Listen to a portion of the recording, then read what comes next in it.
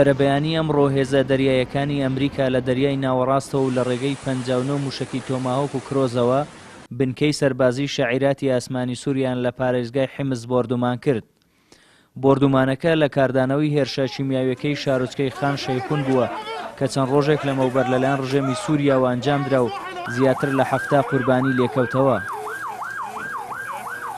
جیف دیڤیز وتەبێژی سوپای ئەمریکا ڕایگەیاند بۆردومانەکە ژمارەیەک فڕۆکە و ڕادار و سیستەمی بەرگری ئاسمانی سووریان کردۆتە ئامانج.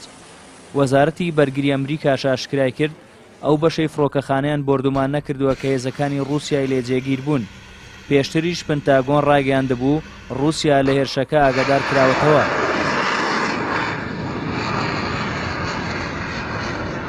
لە کاردانەوەی هێرشەکەدا ڤلادیمیر پوتین سەرۆکی رووسیا هێرشەکەی ئیدانە کرد و بە دەستدرێژی بۆ سەروڵاتێکی سەربەخۆ وەسفی کرد و ڕایگەیاند سووریا خاوەنی چەکی کیمیایی نییە. وتیشی لێدانەکانی ئەمریکا کاریگەری خراپی لەسەر هەوڵەکانی ئاشتی لە سووریا دەبێت.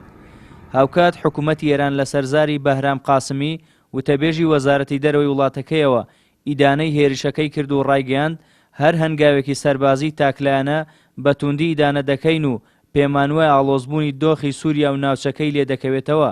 لای خۆشیەوە پارێزگاری حیمس ڕایگەیاند هێرشەکەی ئەمریکا خزمەت بە داعش و گروپە چەکدارەکان دەکات. لەلایەکی دیکەوە هەریەکە لە سعودیە و تورکیا و ئیسرائیل و ئۆپۆزیسیۆنی سووریا پشتیوانی خۆیان بۆ هێرشەکە دەربڕی. حکوومەتی سعودیا لە سەرزاری بەرپرسێکی وەزارەتی دەرەوەی وڵاتەکەیەوە بۆردومانەکەی بە هەنگاوێکی گوێرانە ناوبرد.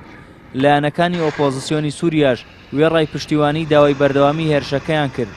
هاوکات وەزیرانی دەرەوەی هەریەکە لە فەڕەنسا و بەریتانیاش ڕایانگەیاند واشنتۆن بەر لە هێرشەکە ئاگاداری کردوونەتەوە.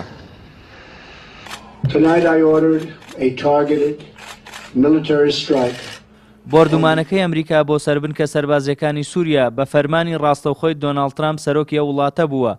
ناوبراو لەو تێکدا دوای وەشاندنی گورزە سەربازەکەی سووریا داوای لە وڵاتانی جیهان کرد پشتیوانی واشنتۆن بکەن بۆ کۆتاییهێنان بەڕشتنی خوێنی هاوڵاتیانی سڤیل لە سووریا.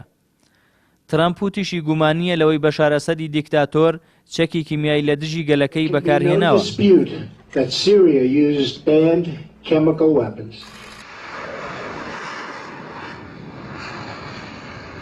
سەبارەت بە زیانەکانی گورزە سەربازەکەی پنتاگۆن حکوومەتی سووریا ڕایگەیاند بۆردومانەکە زیانی گیانی و مادی لێکەوتۆتەوە بەڵام زیانەکان زۆر نین. بەو پێی بەر لە هێرشەکە بنکەکە چۆڵ کراوە.